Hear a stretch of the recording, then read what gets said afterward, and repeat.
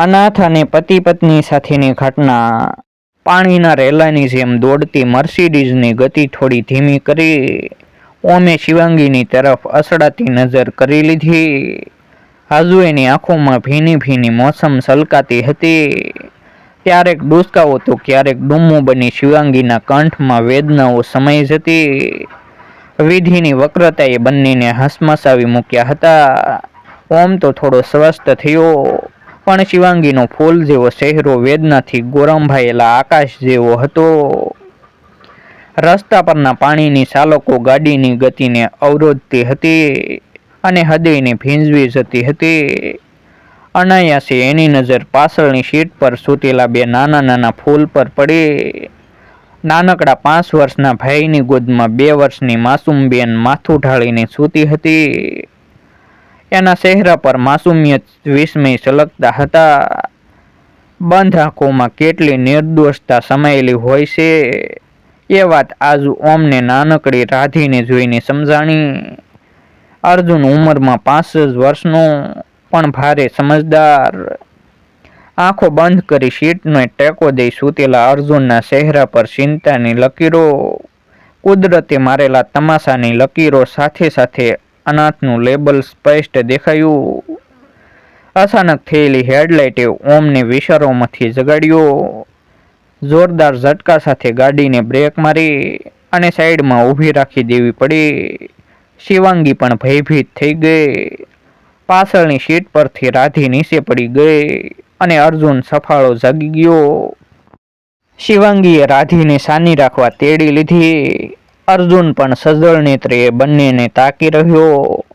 માતૃત્વનું ઝરણું શિવાંગીના હૃદયમાંથી વહેતું વહેતું રાધીના માસૂમ ચહેરાને ભેજવતું હતું। ઓમની આંખોનો બંધ છલકાઈ ગયો અને અશ્રુધારાઓએ વરસાદ સાથે તાલ મિલાવ્યો। બહાર પણ વરસાદ અને અંદર પણ વરસાદ, એ વિચારમાં ગરકાવ થઈ ગયો। કુદરત પાસે માણસ કેટલો લાચાર। ઓમે એક ડૂસકું મૂક્યું। થોડા દિવસ પહેલા જ કેવા સુખના મહાસાગરમાં બંને હિલોળા લેતા હતા। કોઈ કમી નહોતી ઘરમાં। ઓમનો પ્રાઇવેટ બિઝનેસ અને શિવાંગી હાઉસવાઇફ હતી। ઓમની ફટાકડા બનાવવાની ફેક્ટરીમાં 50 જેટલા તો મજૂરો સવાર સાંજ કામ કરતા। તાજા તાજા લગ્ન થયા હોવાથી ઓમ અને શિવાંગી કાશ્મીર ધરતીના સ્વર્ગ પર તો હનીમૂન કરવા નીકળી ગયા હતા। ઓમને એના મેનેજરે મિસ્ટર મહેતા પર પૂરો ભરોસો એટલે કોઈ પણ જાતની ચિંતા જ નહોતી। લગભગ 1 મહિના સુધી બંને હિમાલયના શિખરો વચ્ચે પ્રેમના સાવનની ઝાડીઓમાં ભીજાઈને આનંદની અનુભૂતિ કરી।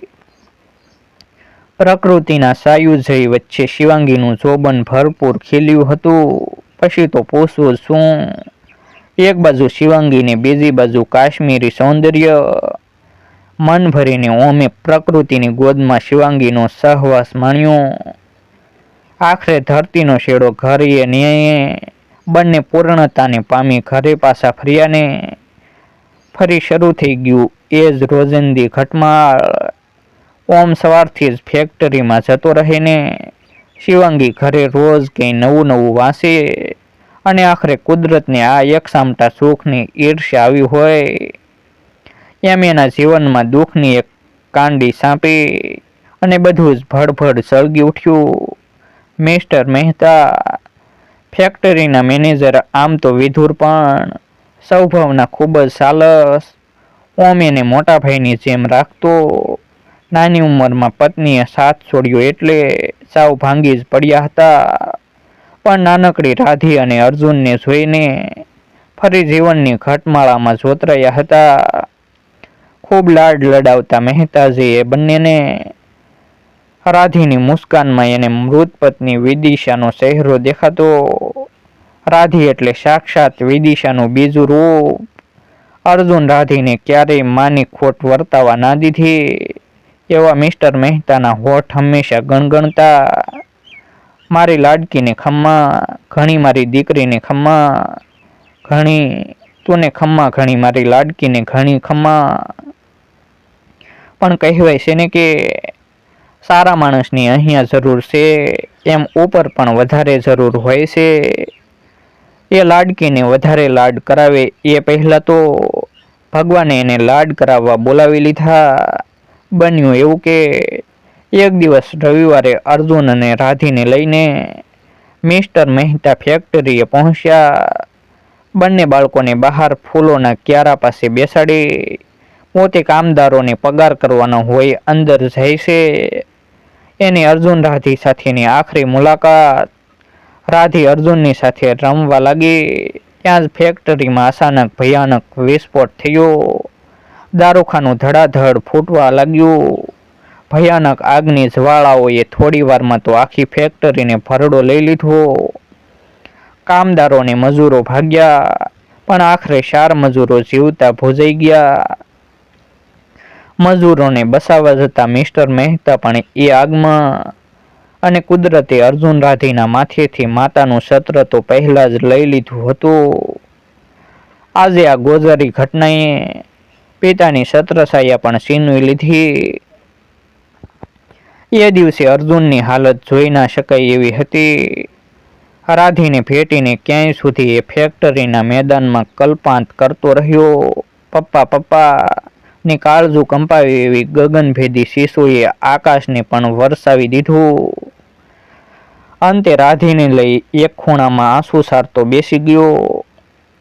કઠણ કાળજાના માણસને પણ હસમસાવી મૂકે એવી ઘટનાએ અર્જુન, ઓમ અને શિવાંગીને હસમસાવી નાખ્યા. આખરે ઓમ નિરાધાર અર્જુન રાધીને પોતાના ઘરે લઈ આવ્યો અને પછી શરૂ થઈ એક કશ્મકશ. હવે અર્જુન રાધીનું શું? આર્થિક નુકસાન તો ઠીક છે, પણ આ મહામૂલી 2 જિંદગીનું શું કરવું? મિસ્ટર મહેતાના ગામડે ખબર કર્યા, પણ કોઈ સગા સંબંધી આ વસમી ઘડીમાં સામે ના આવ્યા. શિવાંગીના આંખોના આંસુ સુકાતા નહોતા. રાધીને જોઈ પોતે ગુનેગાર હોય એવો ભાવ શિવાંગીને કોરી ખાતો. શિવાંગીને સારા દિવસો જાય છે, પણ કોઈને એનો લેશ માત્ર આનંદ નથી. ઓમ પણ ગ્લાનિ અને વિષાદમાં ઘેરાયો છે. આખરે શિવાંગીના માતા પિતાએ અર્જુન રાધીને અનાથાશ્રમમાં મૂકવાની ફરજ પાડી. અનિચ્છાએ ભગ્ન હૃદયે આજ બંને અર્જુન રાધીને લઈ અનાથાશ્રમમાં મૂકવા જઈ રહ્યા છે, અને એની નજર ફરીથી અર્જુનના મજબૂર ચહેરા પર પડી. કેટલી સહનશીલતા! આ બાળકે બધું પસાવી લીધું હતું. આખરે ઔપચારિક વિધિ, પેપર વર્ક કરી અર્જુન રાધીને અનાથાશ્રમમાં મૂકી બંને ભારે હૃદયે બહાર આવ્યા. શિવાંગીની આંખો સુકાતી નહોતી. એને રાધીને પોતાની પાસે રાખવી હતી, પણ પોતાના જ મા બાપે એને મજબૂર કરી એનો એને વસવસો હતો. આજે બંને બાળકોને ભારે હૃદયે અનાથાશ્રમમાં રાખી બંને પાછા ઘર તરફ જતા હતા. પણ અનાથાશ્રમ છોડતી વખતનો અર્જુનનો વિષાદમય ચહેરો ઓમના માનસપટ પરથી ભૂસાતો નહોતો. સમયનું કામ કરતો રહ્યો. 3 મહિના પછી શિવાંગીને પેટમાં દુખાવો ઉપડ્યો. ખ્યાતનામ ગાયનેકોલોજિસ્ટ નીમાબેન શાહની હોસ્પિટલમાં શિવાંગીને દાખલ કરી. ચિંતાગ્રસ્ત હાલતના કારણે બાળક પ્રીમેચ્યોર અને મસ્તકના વિકાસ વિનાનું હોવાથી તાત્કાલિક ઓપરેશન કરી દૂર જ કરવાની ડૉક્ટર શાહની સલાહ, નહીં તો શિવાંગીને પણ ખતરો. આખરે ઓપરેશન થયું. બાળક મૃત હાલતમાં ઉપરથી લેવાયું અને શિવાંગીને બસાવી લેવાય. મિસ્ટર ઓમ પંડ્યા, એક ખૂબ સિરિયસ વાત છે, ડૉક્ટર નીમાબેને ચિંતાગ્રસ્ત ચહેરે કહ્યું. કુદરત સામે આપણે લાચાર છીએ મિસ્ટર ઓમ.